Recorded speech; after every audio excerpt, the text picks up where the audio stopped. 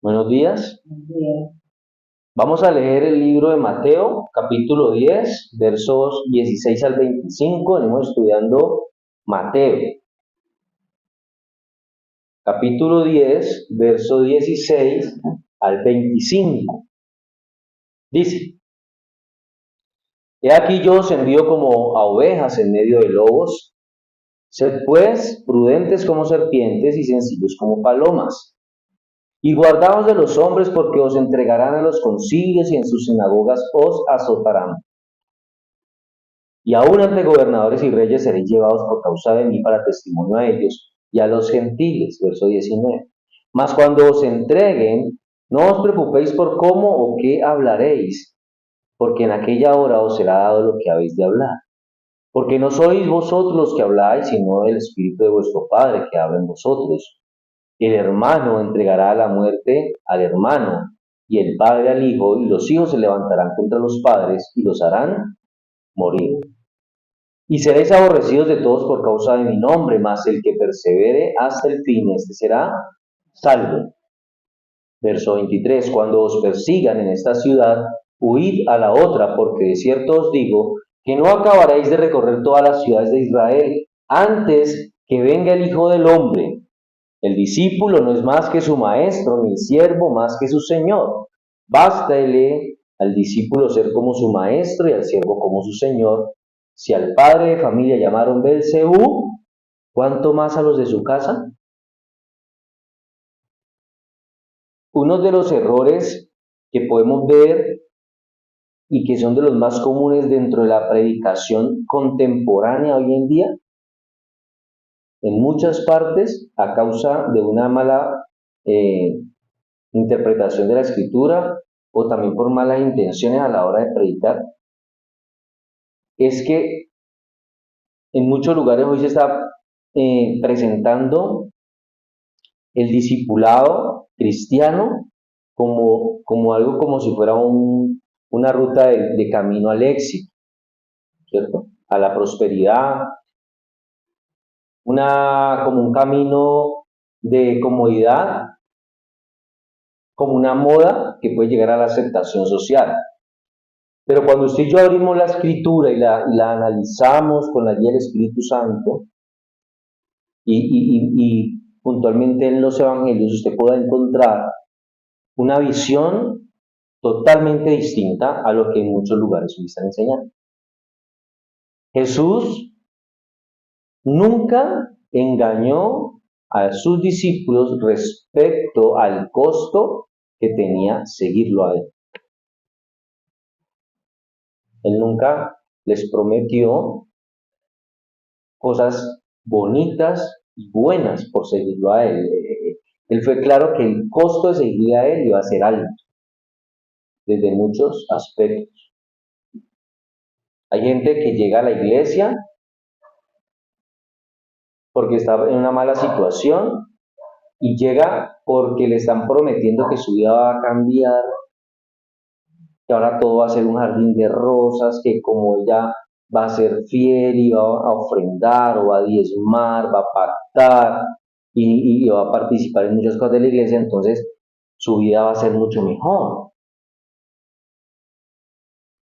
Después cuando se dan cuenta que la realidad es distinta, esas personas por lo general vuelven atrás y dicen, no, a mí antes me está yendo peor. Por eso en Mateo capítulo 10, desde el domingo pasado y antes que lo venimos estudiando, muestra cómo el Señor envía por primera vez a sus 12 en una misión concreta, específica, dentro del pueblo de Israel. Ahora, Él cuando los envía no les está prometiendo protección, reconocimiento, comodidad, aceptación, no, al contrario, Él les está advirtiendo acerca de que van a tener conflicto, rechazo y persecución. Eso es lo bueno de seguir a Jesús. El conflicto, el rechazo y la persecución. Ahora, este pasaje, por lo tanto, no es una advertencia menos importante o una advertencia secundaria. Este pasaje que leímos es una enseñanza que es central dentro del discipulado cristiano. en un lugar donde se predique la palabra fiel, debe haber discipulado. Cuando una persona va a una iglesia, pero no quiere ser parte del discipulado, esa persona no puede ser parte del cuerpo de Cristo.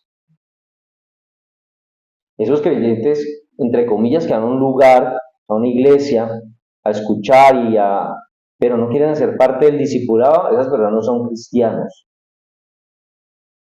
Por eso, desde la perspectiva reformada que nosotros adoptamos, este texto a nosotros nos recuerda que la cruz precede a la corona, es decir, que el sufrimiento no es una anomalía, no es algo raro dentro de la vida cristiana, es lo normal. Nos recuerda que el sufrimiento es un medio ordenado por Dios para conformar al pueblo a la imagen de Cristo. ¿Sí me hago entender?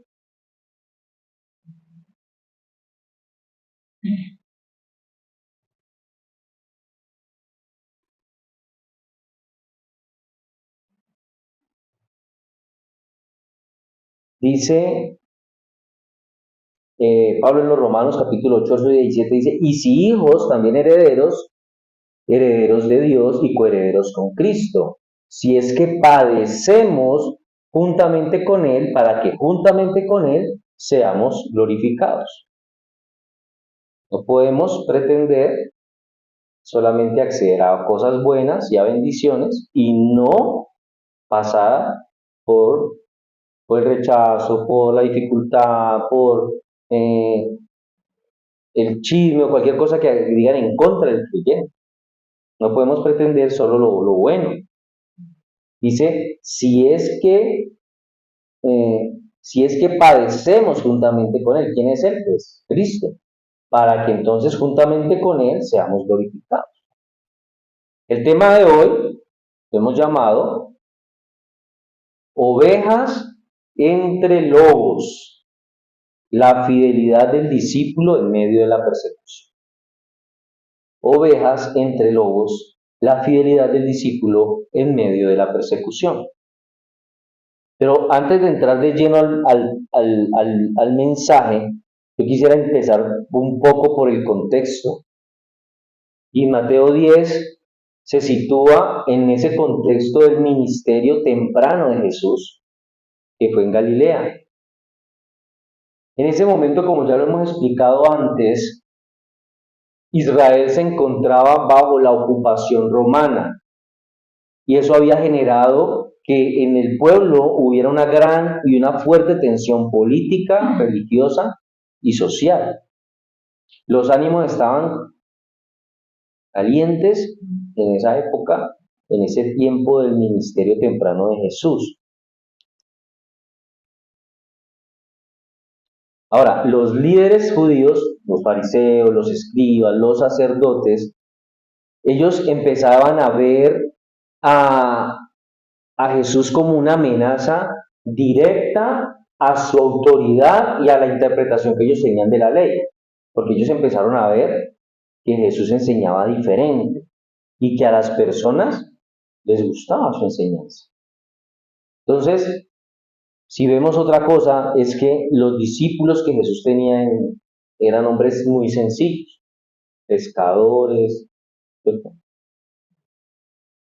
Ellos no pertenecían a la élite religiosa de su época.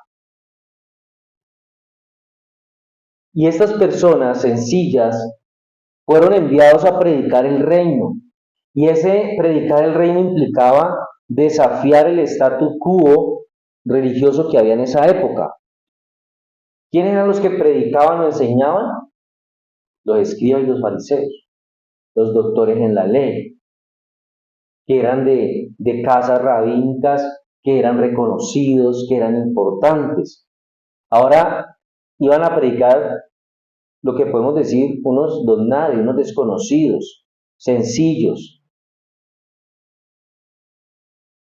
Ellos estaban desafiando la estructura religiosa que estaba establecida, y por eso en ese contexto la persecución o el conflicto y el rechazo no era una posibilidad, era lo que iba a pasar, era una consecuencia inevitable. No era que quizás lo rechazaran, no era que quizás los van a perseguir, no era que quizás en algún momento los quisieran encarcelar por su fe, no. Esa persecución iba a ser una consecuencia inevitable. Cuando usted y yo somos creyentes, o cuando una persona se vuelve al cristianismo, enfrenta rechazo, persecución de alguna manera.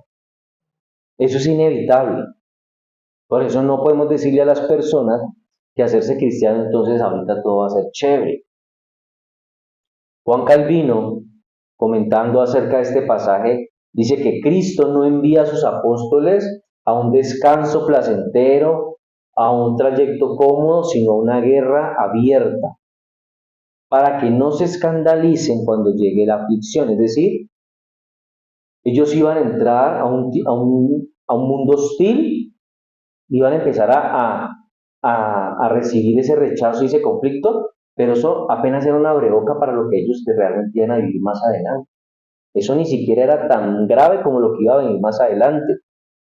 Eso los iba a empezar a hacer adaptar a las condiciones difíciles que ellos tendrían que empezar a enfrentar. Por eso hoy muchos creyentes, nadie les puede decir nada porque se derrumban.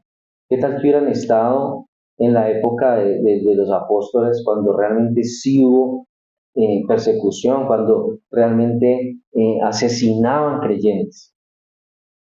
O si estuvieran en estos lugares que hoy en día usted no puede decir que es cristiano. Bueno, usted lo va a decir porque, ¿cierto? Pero el momento que usted lo diga va a ser asesinado, va a ser encarcelado, le queman su casa con todas sus cosas.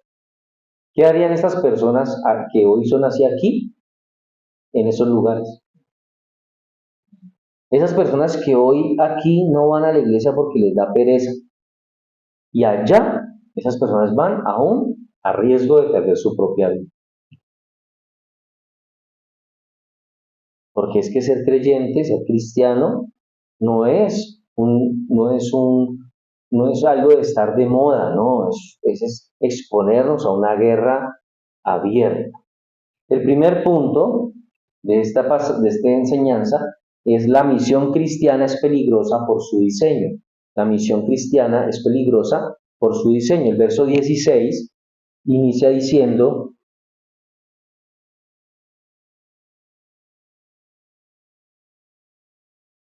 he aquí que yo os envío como a ovejas en medio de lobos. Cuando usted está esperando invitaciones chéveres, esta no es una invitación chévere. Jesús le está haciendo una advertencia honesta, libre y abierta a sus discípulos. ¿Qué les está diciendo? Que los va a mandar a un lugar donde no los van a recibir seguramente con los brazos abiertos. Los envío como ovejas en medio de ¿qué? De lobos. Ellos iban a ir a un lugar o a muchos lugares dentro del pueblo de Israel, pero ellos no iban en Toyota con escoltas. Ellos no iban en camioneta blindada, con escoltas atrás y adelante, que los protegieran a la hora de salir de algún lugar o para llegar a algún lugar. Ellos no iban con policías, ellos no los iba escoltando el ejército. No, ellos iban como una oveja en medio de los lobos. Jesús no está maquillando la realidad que ellos iban a vivir. Él no la está suavizando. Él les está diciendo lo que va a pasar.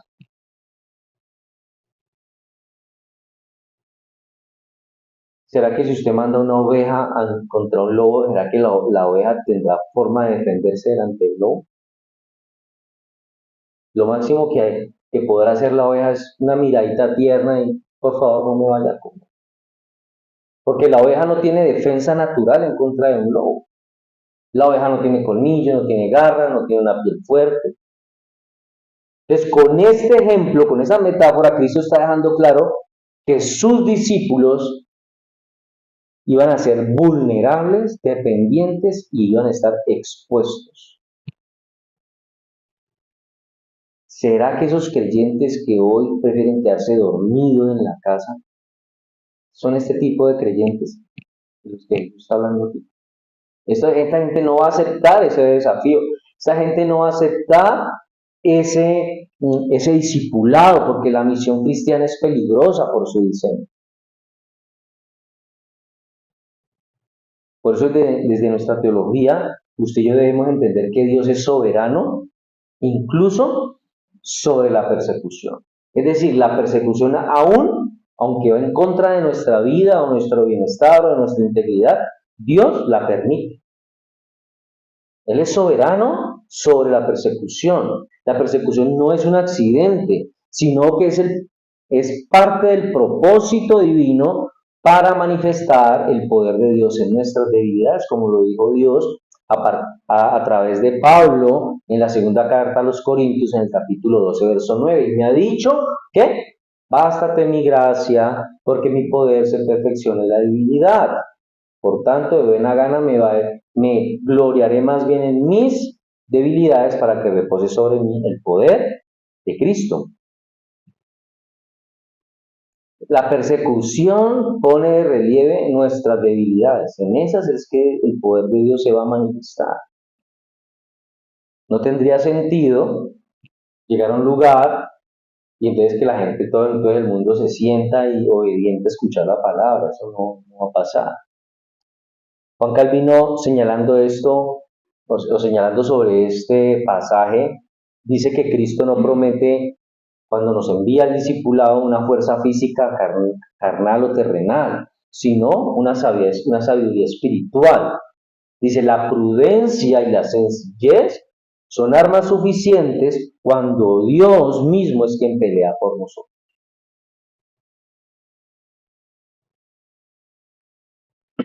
Y Charles Spurgeon, refiriéndose también al pasaje, dice, aquí ves ovejas enviadas entre lobos, como si fueran la parte atacante, y estaban empeñados en acabar con sus terribles enemigos. Es una visión novedosa, tal como la naturaleza nunca podría mostrar, pero la gracia está llena de maravillas. Es decir, dentro de la naturaleza nunca vamos a ver a una oveja atacando a un lobo. Es imposible que la naturaleza muestre eso. Pero aquí la gracia de Dios está llena de maravillas, porque aquí sí las ovejas atacan a los lobos. Continúa diciendo el pasaje, sed pues prudentes como las serpientes, ¿cierto? Y sencillos como palomas. Pero a pesar de la condición o de esa posición vulnerable que tienen los seguidores de Cristo, ellos no pueden defenderse de la misma forma que tal vez se va a defender un incrédulo.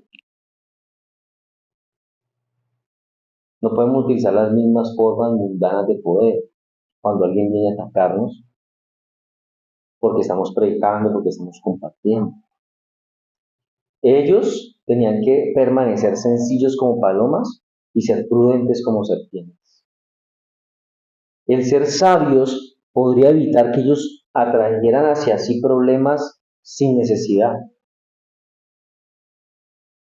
El ser sabio les podría mostrar también cómo evitar esos problemas.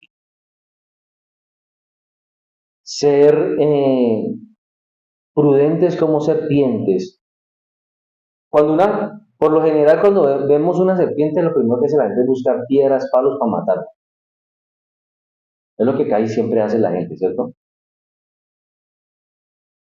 Hoy en día ya con el cambio de mentalidad, porque los animales tal vez, si se puede, la cogen y la tiran por allá en otro lugar. Pero en cualquier parte, casi siempre la primera intención o la primera reacción es matar esa serpiente. Por eso las serpientes andan sigilosas, ¿no? Se camuflan, difícilmente están así como expuestas. Ellas utilizan como ese instinto de supervivencia precisamente para eso, para sobrevivir. Y es a eso a lo que se refiere Jesús cuando dice a ellos que sean prudentes como serpientes. Entonces, permanecer sencillos les va a impedir a ellos también tener ese pensamiento de ceder a la tentación de la venganza. Ah, sí, no me están dejando hacer eso, nos están callando, nos quieren amenazar, nos quieren amedrentar, ahorita, ¿cierto? Dice Spurgeon que el misionero cristiano necesitará ser cauteloso para evadir el peligro, pero debe tener una mente inocente para que no haga daño alguno. No, le quedaría muy mal a un cristiano ponerse a pelear con gente en la calle. Porque yo he visto videos en internet donde hay gente predicando en la calle y los atacan, los insultan, incluso hasta les tiran, pero ellos no responden de la misma manera. Es difícil, ¿no? No responder de la misma manera. Para eso se necesita lo que dice Charles Spurgeon, una mente inocente. Segundo, la persecución vendrá tanto del mundo religioso como del no religioso o del civil. Verso 17. Y guardaos de los hombres, porque os entregarán a los concilios y en sus sinagogas os azotarán. Verso 18. Y aún ante gobernadores y reyes seréis llevados por causa de mí, para testimonio a ellos y a los gentiles. Entonces cuando el pasaje inicia diciendo, y guardaos de los hombres porque os entregarán, Jesús está haciendo una advertencia que ellos van a ser perseguidos por personas, digamos, de ámbito civil. Es decir, cualquier persona en la calle los podría perseguir y los iba a llevar al concilio. Eso tiene que ver con, como si estuviéramos hablando aquí, lo van a llevar ahí a la fiscalía o a la alcaldía o a alguna parte de esas parejas. Esa persona está formando alboroto, está predicando. Y en los círculos religiosos dice que van a ser azotados en las sinagogas.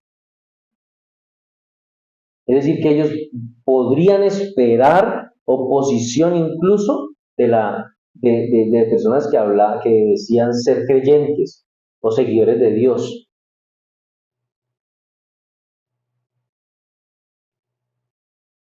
Así que lo que está diciendo el Señor aquí es muy significativo porque la persecución no solo va a venir de incrédulos, sino también de personas religiosas. Y eso se cumplió y se está cumpliendo hoy en día. Por eso, cuando leemos esta parte de Mateo, tenemos que entender que la religión sin regeneración es enemiga del Evangelio. La religión sin regeneración es enemiga del Evangelio. Dice, y aún ante gobernadores y reyes seréis llevados por causa de mí. Y esta es otra declaración importante de Jesús. ¿Por qué? Porque Él está diciendo que el Evangelio va a llegar a tener tanta influencia, tanto impacto, que esos hombres que predican el Evangelio van a ser llevados ante gente importante. Reyes, gobernadores. Reyes y gobernadores se van a dar cuenta de estas personas que andan predicando el Evangelio, por el impacto y por la influencia que el Evangelio va a tener. Y entonces los van a llevar a estos hombres y los van a arrestar y los van a llevar a juicio. Dice, por causa de mí, para testimonio a ellos y a los gentiles. Entonces, ya que los discípulos de Cristo, desde esa época hasta hoy, han sido perseguidos por causa del Señor, pues ellos van a ser un testimonio para los perseguidores, tanto religiosos como cívicos, porque van a haber religiosos y van a haber gente del gobierno o de entidades así. Lo que está diciendo el Señor aquí cuando dice, para testimonio de ellos y a los gentiles, esa mención a los gentiles lo que está queriendo dar a entender aquí, o lo que sugiere, es que la misión del Evangelio no se va a quedar solamente ahí en Israel, porque la misión en ese momento era para hacerla dentro de Israel, pero la misión va a llegar mucho más allá de Israel a un pueblo gentil en un periodo posterior a la resurrección del Señor. Eso empieza a dejar pensativo a los discípulos, porque dice a los gentiles, o sea, va a haber un impacto más amplio de la predicación del Evangelio. Pero conforme a esa persecución de la misma iglesia, dice Martín Lutero, que la iglesia visible puede convertirse en la mayor perseguidora de la verdadera fe. Y eso que él dice confirma la realidad de lo que está diciendo Jesús en el pasado. Punto 3. El Espíritu Santo sostiene el testimonio del creyente. Versos 19 al 20. Y en una parte, creo que es en el 20, dice, no sois vosotros los que habláis, sino el Espíritu de vuestro Padre. Y aquí estamos viendo una doctrina importante, y es la obra eficaz del Espíritu Santo. El testimonio cristiano no descansa en la capacidad del orador, no descansa en la elocuencia del predicador, no descansa en las capacidades que esa persona tiene para dirigirse a públicos grandes o a multitudes mayores. No, el testimonio cristiano descansa en la gracia soberana de Dios. La persona puede ser muy inteligente, muy preparada, ser elocuente para hablar, saber usar palabras sofisticadas, puede tener el discurso bien hecho, pero no es en eso que descansa el testimonio cristiano, sino en la gracia soberana de Dios, porque Él es el que habla. Dice más, cuando os entreguen, no os preocupéis por cómo o qué hablaréis, porque en aquella hora os será dado lo que habéis de hablar. Porque no sois vosotros los que habláis, sino el Espíritu de vuestro Padre que habla en vosotros. Calvino vuelve a decir al respecto que el Espíritu Santo no solamente asiste a los fieles, sino que habla en ellos, asegurando que la verdad sea proclamada aún en medio del temor, aún en medio del riesgo, aún en medio de que la vida esté en peligro, el Evangelio, la verdad va a ser proclamada, porque el que va a hablar es el Espíritu de Dios. Ahora, esto no anula o niega la preparación. Es que yo no sé nada, yo prácticamente medio sé leer y escribir, pero Dios va a hablar a través mío. Pues sí, Dios puede, ¿cierto? Pero esto no quiere decir que entonces no nos preparemos, que entonces no estudiemos, que entonces no busquemos ser mejores intelectualmente. Esto lo que está aquí haciendo es que afirma que aunque usted y yo nos preparemos, que aunque usted y yo estudiemos, siempre tenemos que tener una dependencia absoluta del Espíritu Santo en todo momento. No importa lo preparado o no que estemos, siempre tenemos que estar dependientes del Espíritu Santo. Dice, no os preocupéis por cómo o qué hablaréis. Entonces los discípulos de Jesús podían tener en ese momento, así como nosotros hoy, la plena confianza en Dios, y en ese momento Él va a hablar a través de nosotros o iba a hablar a través de ellos, sin importar que fueran hombres no de la élite religiosa, no ricos, no personas de la alta sociedad de la época, que aunque fueran pescadores ordinarios, Dios iba a hablar a través de ellos. Un teólogo escribía que la humillación no era lo que más atemorizaba a los primeros cristianos, ni tampoco el dolor cruel y la agonía. Para muchos de ellos, el miedo era que su propia falta de habilidad en palabras, que su propia falta de educación o de preparación y la falta de defensa pudiera perjudicar en vez de elogiar la verdad. Pero es una promesa de Dios que cuando un hombre está bajo juicio por su fe, las palabras vendrán a él. Cuando alguien quiera poner en duda la palabra del Señor, cuando alguien quiera poner en duda el Evangelio, cuando alguien quiera cuestionar el Evangelio y lo esté cuestionando a través suyo, en ese momento su fe está poniéndose bajo juicio de alguien, entonces el Señor le va a dar las palabras a usted para hacer una apologética santa del Evangelio. Dice, porque en aquella hora os será dado lo que habéis de hablar. Entonces, esto le dio confianza a los discípulos de que el Espíritu Santo pues iba a hablar a través de ellos en el momento necesario, en el momento en que fuera, que requirieran hacer esa defensa, incluso si estaban o no preparados para una declaración, incluso si tenían o no el discurso escrito. Hay gente que dice, no, yo no necesito preparar un sermón, yo no necesito estudiar toda la semana para predicar el domingo, porque yo abro la Biblia en cualquier parte y ahí el Señor me habla. Y puede que en algún momento eso sea así, pero tenemos que estudiar, tenemos que preparar el sermón, tenemos que saber de qué habla el sermón. Por eso, el hecho de que ya que es el Señor, el Espíritu del Señor el que va a darnos de qué hablar, eso no justifica que haya una falta de preparación, una enseñanza pobre de la predicación de la palabra de Dios. Tenemos que preparar la palabra, tenemos que preparar el sermón, tenemos que preparar la enseñanza.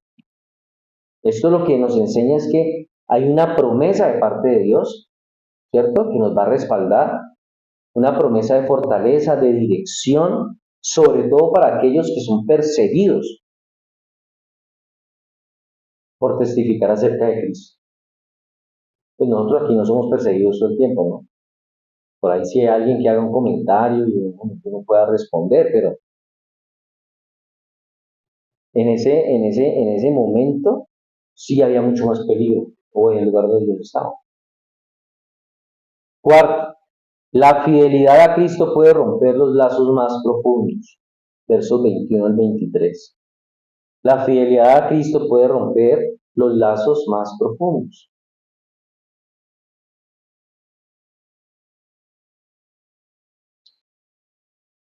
El hermano entregará a la muerte al hermano y el padre al hijo, y los hijos se levantarán contra los padres y los harán morir.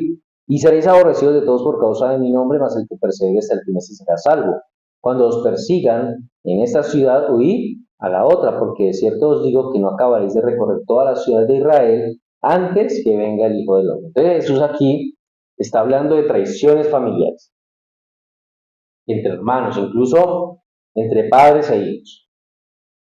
Pero cuando Jesús dice eso, Él lo está diciendo en una época donde la cultura judía del siglo I, para ellos era demasiado importante la familia. Para ellos la familia era el núcleo de identidad y seguridad más importante de la sociedad. Decirles que el hermano iba a entregar a la muerte al hermano, que los hijos iban a levantar contra los padres, que los podrían hacer hasta morir.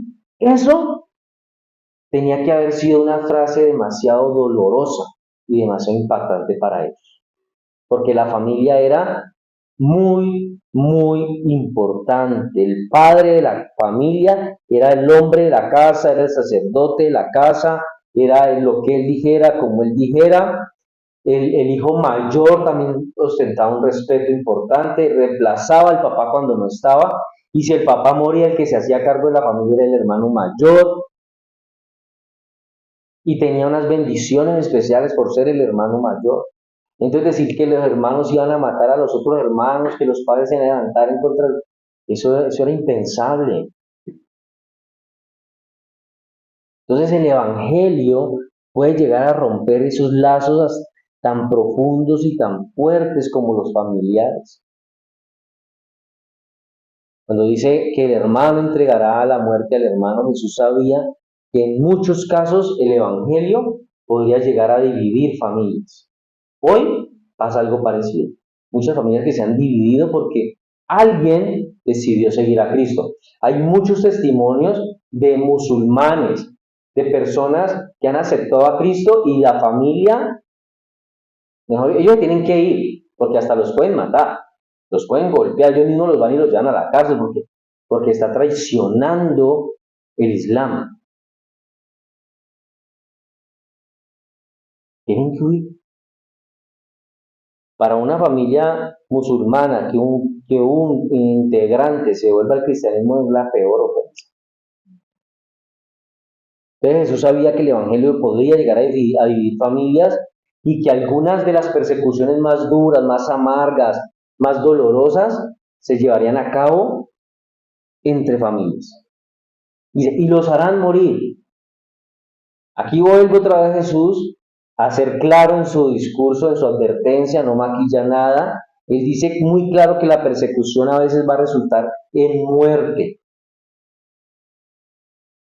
Y por eso, aunque la mayoría de cristianos han sufrido la persecución en círculos sociales, económicos, políticos, durante toda la historia del cristianismo, podemos decir que literalmente han sido millones los que han dado su vida en fidelidad a Jesús. Millones, millones han dado su vida. Dice, y seréis aborrecidos de todos por causa de mi nombre.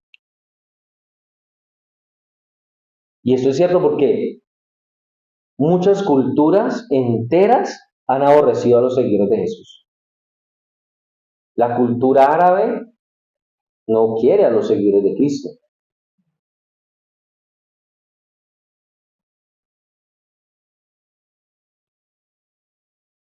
Así que no es extraño que las personas que viven según las expectativas del reino, según en los estándares del reino, sean odiadas. Esa misma, ese mismo rechazo, ese mismo odio, por decirlo así, fue lo que inspiró al mundo a condenar y a crucificar a un hombre que no tenía pecado en este mundo, a Jesús. Entonces, si lo crucificaron a él, ¿qué más podemos decir de esto? Mas el que persevere hasta el fin, este será salvo. Entonces, el compromiso de perseverar hasta el fin se refiere, o mejor dicho, para ese perseverar hasta el fin, lo que se necesita es que aquellos que lo hagan, pues enfrenten las tormentas y los problemas que trae la persecución. Nosotros, en este lugar, en esta zona del mundo, en este tiempo, tal vez nosotros no enfrentamos la persecución como la enfrentaron ellos en su época, o como la han enfrentado otros cristianos en otras épocas y en otros lugares del mundo, como otros lo están experimentando hoy en otros lugares del mundo. Por eso tal vez no tenemos un entendimiento o tendremos muy poquito entendimiento de lo difícil que es soportar la verdadera persecución. Porque nosotros no vivimos ese tipo de persecución. A mí hasta el momento, gracias a Dios, no me han amenazado de matarme por ser cristiano. Entonces no tenemos un entendimiento real de lo difícil que es soportar la persecución. Ahora, esta frase, mas el que persevere hasta el fin será salvo, la debemos entender con mucho cuidado para no contradecir la doctrina de la salvación que es por sola gracia, sino que esto lo que hace es afirmar la doctrina de la salvación por la sola gracia. Porque cuando dice, mas el que persevere hasta el fin, este será salvo, entonces dice, bueno, perseveró porque aguantó y soportó las persecuciones que ya por haber soportado, se va para el cielo. No, eso no quiere decir eso. Por eso me voy a detener un poquito aquí. El principio clave aquí es la perseverancia de los santos, que lo hemos visto. ¿En dónde? En la confesión de fe. Esta frase la debemos interpretar a la luz de la doctrina conocida como la perseverancia de los santos. La hemos estudiado. No como salvación por perseverar, no. No somos salvos por perseverar. Nos enseña que la perseverancia es la causa de la salvación, sino que perseveramos porque Dios ya nos ha salvado. Perseverar no es una obra meritoria. La confusión a veces se da porque la gente entiende que perseverar es como una obra que yo hago, una obra que hace el hombre de forma autónoma, desde su propia fuerza, y por lo tanto hace que gane la salvación. Entonces todo el tiempo está haciendo fuerza para ganarse la salvación, pero la doctrina de la perseveración de los santos rechaza esto. ¿Qué es perseverar? Pues primero no es un mérito. Perseverar no es la causa de la salvación. Perseverar es el fruto que viene o inevitable de la gracia regeneradora. La perseverancia es el fruto, es el resultado. Por eso dice Filipenses 1:6, el que comenzó en vosotros la buena obra la perfeccionará hasta el día de Jesucristo. Y Juan capítulo 10:28 dice, yo les doy vida eterna, pero hablando de Cristo cuando resté las ovejas y nadie las arrebatará en mi mano. Entonces, si la salvación es una obra de Dios desde el inicio hasta el fin, pues la perseverancia también es una obra de Dios, no es de nosotros. El contexto de este pasaje es prueba, no mérito. El contexto del pasaje que estamos leyendo tiene que ver con prueba, no con méritos. Por eso cuando hablamos de Mateo 10, cuando vayamos por allá en Mateo 24, Jesús está hablando en un contexto de persecución, de engaño y de tribulación. Entonces la perseverancia aquí no es presentada como un requisito legal, sino como esa marca indeleble, esa marca distintiva del verdadero discípulo frente al falso discípulo.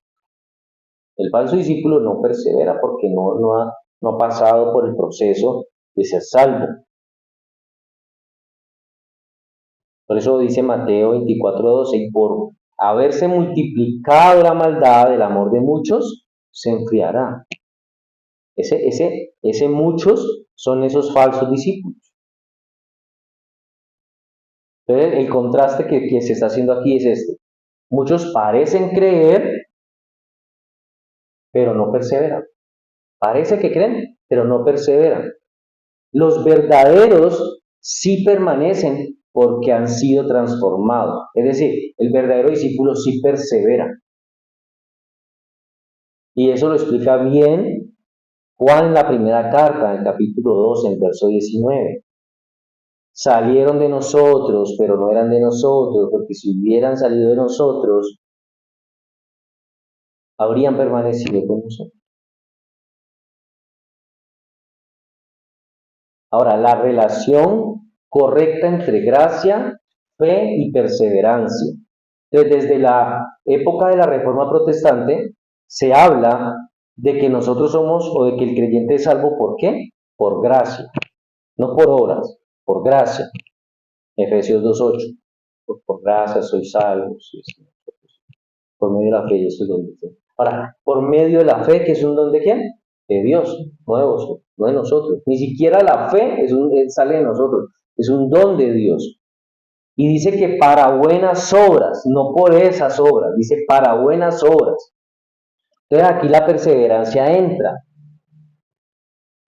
porque la perseverancia entonces no es la raíz de la salvación, sino que es el fruto de la salvación. Por eso los reformadores insistieron tanto en esta distinción, en que la fe justifica, o la fe que justifica nunca está sola, va de la mano con la perseverancia, y esta produce obediencia, produce fidelidad. Por eso Juan Calvino escribió, Cristo no justifica a nadie a quien no santifique al mismo tiempo.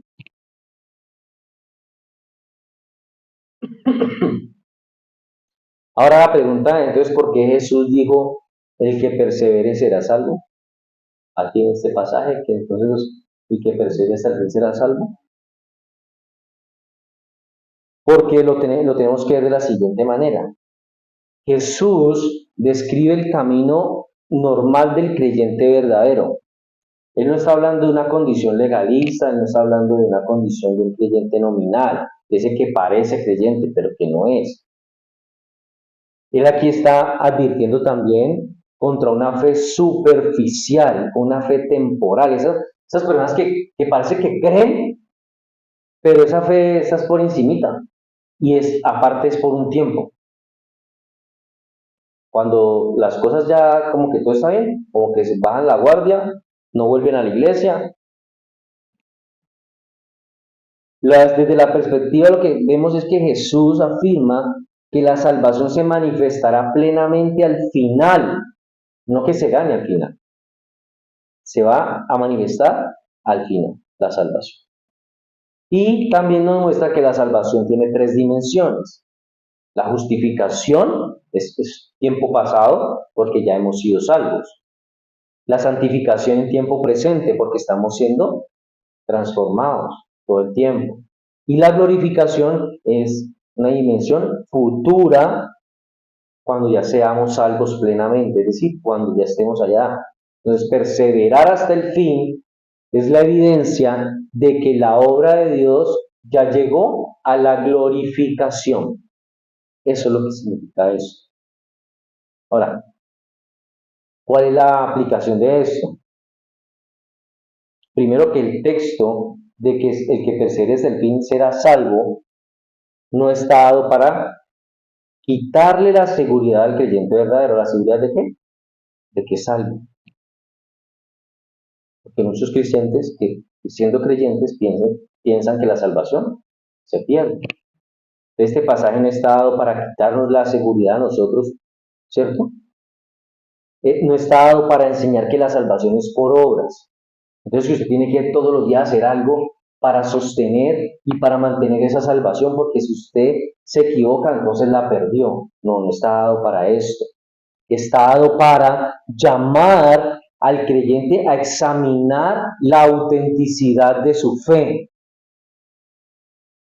¿Qué tan real es mi fe? ¿Qué tan verdadera es mi fe?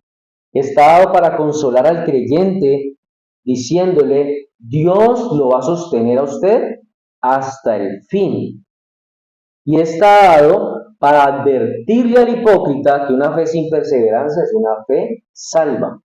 A todos esos creyentes que dicen ser creyentes, que van a una iglesia, que parece que creen, pero que tienen una fe falsa, está diciendo su fe es falsa. Entonces nosotros no perseveramos para ser salvos, perseveramos porque ya hemos sido salvos, porque ya somos salvados. Entonces la perseverancia de los santos no contradice la gracia, sino que la confirma.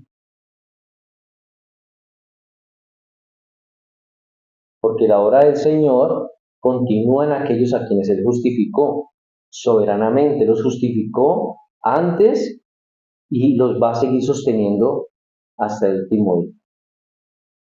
Continúa diciendo el pasaje más adelante. Cuando os persigan en esta ciudad, huid a la otra. Entonces Jesús en esto le está enseñando a estos discípulos, a esos 12 que él envió, que era incorrecto o que estaba mal hacerle caritas al peligro, como que dice, no, pues eso allá nos puede pasar algo, pero vamos, no importa. No, no, no, no. Es como el que dice, no, yo voy allá al bar y yo le predico con los amigos allá y les comparto. Está jugando con fuego. ¿Qué tal que en vez de predicar ponga y salga borracho de allá? ¿No? Entonces él les está diciendo, no está bien que ustedes busquen el peligro, que ustedes se arriesguen. No, ellos debían ir a correr hacia otra ciudad. Si ahí los iban a perseguir váyanse para la otra ciudad. Si tienen la oportunidad de un escape honorable, háganlo. Podían huir, no estaba mal. Por eso, aquí lo que vemos es que la lealtad suprema del creyente, la lealtad primaria del creyente es ¿a quién? A Cristo. No a mi ego, no a mi ego, no a lo que yo creo que soy capaz de hacer porque soy un machito, no. Mi lealtad primaria es a Cristo. Y vuelvo a citar a Juan Calvino. Él dice, cuando Dios llama, todo afecto humano debe someterse a su autoridad. Entonces la perseverancia de los santos no habla de ausencia de dolor, sino de fidelidad sostenida por la gracia. Cuando somos llamados a ser discípulos de Cristo, cuando venimos a ser discípulos de Cristo, no venimos a que toda la vida nosotros de ahora en adelante va a ser un camino de rosa, sino que va a haber mucho dolor, va a haber persecución, va a haber calumnias, va a haber malos comentarios, pero si somos fieles, vamos a ser sostenidos por el Señor. Dice, no acabaréis de recorrer todas las ciudades de Israel antes que venga el Hijo del Hombre. Y cuando uno lee esta parte, entonces uno dice, entonces Jesús iba a volver, después de su muerte y resurrección, iba a volver a Israel antes de que ellos terminaran de predicar. Esa parte es un poquito difícil de entender, porque él está diciendo, ustedes no van a terminar de recorrer todas las ciudades de Israel antes que venga el Hijo del Hombre. Israel no era grande, o no es grande. Entonces, uno diría, Jesús estaría diciendo que él iba a volver a esta tierra antes que esos discípulos recorrieran todos esos lugares. Entonces, Jesús podría estarse equivocando, ¿no? Porque esta es la hora que no ha vuelto. Entonces, aquí esto es mejor verlo o ver esa predicción del Señor que les está diciendo a ellos allí, de su venida, desde el punto de vista del juicio que vino sobre Judea en el año 70 después de Cristo. ¿Ustedes saben qué pasó en el año 70 después de Cristo? El Imperio Romano entra y destruye todo el templo y destruye y matan a una cantidad de personas. Eso sucedió antes de que el Evangelio llegara a todas las ciudades de Israel. Eso fue una predicción de Jesús, de que eso iba a pasar. Ese es el cumplimiento del día del juicio del que Jesús está hablando en el verso 15.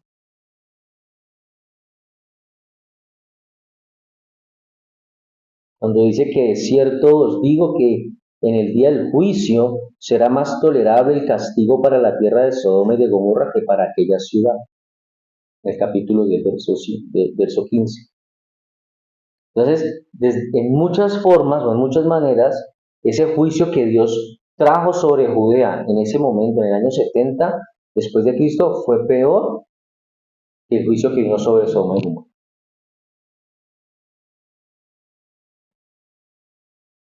Eso fue algo sangriento totalmente. La sangre de los judíos corría por el piso como si fuera ríos.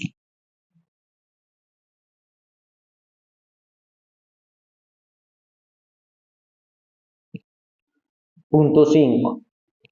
Dice, el discípulo comparte el destino de su maestro.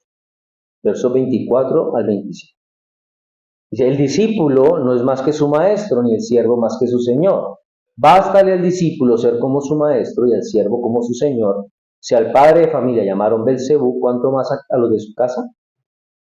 Entonces aquí lo que está haciendo el Señor es otra vez, Él les está dando yo todas unas instrucciones de lo que va a pasar cuando ellos se vayan a predicar. Entonces aquí los está preparando para que ellos tengan una identificación completa con Él. Ellos se identifiquen total y completamente con Él. Incluso en ese rechazo o en esas cosas malas que les van a pasar a ellos, porque ellos se van a identificar con Él en la predicación, ellos seguramente iban a hablar muchas de las cosas que Él había dicho en el Sermón del Monte, ellos iban a hacer milagros, porque les había dado el poder para que hicieran milagros, pero les faltaba identificarse con Él en el rechazo, en el conflicto, en la persecución. Entonces les dice, si al padre de familia, es decir, a él, porque es a él al que llamaron Satanás o que estaba mangualado con el diablo, Ellos no tendrían que sorprenderse que a ellos también los fueran a tratar así, que a ellos también les dijeran que iban de parte de Satanás. La unión con Cristo, el estar unidos a Cristo, implica participar tanto de sus sufrimientos como de su gloria. ¿Ves por qué los discípulos de Jesús deben esperar persecución? ¿Por qué nosotros también podríamos esperar persecución? Porque el discípulo no es más que el maestro, porque el siervo no es más que su señor. Dice, bástale al discípulo ser como su maestro y al siervo como su señor. Entonces, en pocas palabras, los discípulos no podrían esperar que ellos fueran tratados mejor de lo que trataron a Jesús. Él dice, si le llamaron al padre de familia Belcebú, a ustedes los pueden llegar a tratar incluso peor. Les puede dar insultos peor. Y en esta parte que estamos leyendo en Mateo es la segunda referencia en la que tenemos a Jesús asociado con Satanás por sus enemigos. En Mateo 9, verso 34 también había un insulto así. Entonces, esto quiere decir que ese tipo de insultos que eran feos eran frecuentes. Charles Spurgeon dice, gracias a Dios, ellos nos pueden llamar como gusten, pero no pueden hacernos malvados. Dios fue calumniado en el paraíso y Cristo en el Calvario. ¿Cómo podemos nosotros esperar escapar? Es que a veces queremos lo bueno, pero no que Dios se lleve la parte mala, que hablen mal de Él y que digan cosas de Él, porque a nosotros no nos digan cosas feas. Y Calvino dice, no hay comunión con Cristo sin participar también de su cruz. Y continúa, bástale al discípulo ser como su maestro y al siervo como su señor. Entonces, esta es la meta para el discípulo, esta es la meta para el siervo del Señor. ¿Queremos ser como nuestro maestro? ¿Queremos ser como nuestro Señor? Entonces, si queremos ser como nuestro maestro, si queremos ser como nuestro Señor, y que a medida del tiempo nos vamos haciendo cada vez más conformes a la imagen del Señor, pues tenemos que también aceptar que con eso van a venir cosas desagradables. Entonces, Mateo 10, verso 16 al 25, nos está confrontando con esa verdad que no podemos eludir. Seguir a Cristo tiene entonces un costo real. Tal vez ahorita para nosotros no es tan alto como para otros, pero el Evangelio no nos está llamando a vivir una vida cómoda. Un Evangelio laico como muchos hoy lo están viviendo. El Evangelio nos llama a que nosotros tengamos una vida fiel. A veces tener una vida fiel, esa vida fiel es la que nos lleva a la persecución, al rechazo y al conflicto. Pero este dolor y esta persecución que es reflejada en la fidelidad no va a descansar en nuestras fuerzas, no en nuestros recursos humanos. ¿Descansan en quién? En la soberanía de Dios. La obra del Espíritu Santo es lo que nos da a nosotros la certeza de que Cristo pues ya venció. No importa lo que pase ahora, no importa que Julanito diga, no importa que Julanito me sacó el llavero porque yo ya no hago ciertas cosas, no importa, Cristo ya venció. Entonces tenemos que terminar examinando si nuestro cristianismo está buscando aceptación o está buscando fidelidad. Hay muchos cristianos que están buscando aceptación. Hay iglesias que están buscando aceptación, por eso están aceptando ideologías y pensamientos contrarios, porque están buscando aceptación más que fidelidad. Nosotros tenemos que recordar que la persecución, que el conflicto, que el rechazo, no son señal de fracaso, sino que es señal de obediencia. Si usted está siendo rechazado por la fe que usted tiene en Cristo, entonces usted está haciendo las cosas bien. Pero el día que usted está siendo aceptado en todo lado, es porque usted está siendo un mal creyente. Debemos descansar en la promesa de que el Espíritu Santo sostiene a los que son de Él. Y cuando vamos a hablar, Él es el que habla por nosotros. Tenemos que perseverar con la mirada puesta en ¿quién? En Cristo, porque Él es nuestro Maestro, nuestro Señor. Porque al final del día, las ovejas podremos parecer débiles, indefensas, pero pertenecemos al pastor, que es el pastor soberano y que dio su vida por ellas y que las va a guardar ¿hasta cuándo? Hasta el fin. No importa, no importa que parezcamos débiles, indefensas. Nosotros estamos guardados por un pastor que es un pastor soberano, que ya dio la vida, su vida por sus ovejas. Ya somos de Él y nos va a guardar hasta el fin. Pero no con la promesa de que vamos a pasar chévere de aquí hasta allá. Ya vamos de paseo. No, esa no es la promesa del Señor. Esto entonces es lo que significa, más el que persevere hasta el fin será santo. Amén.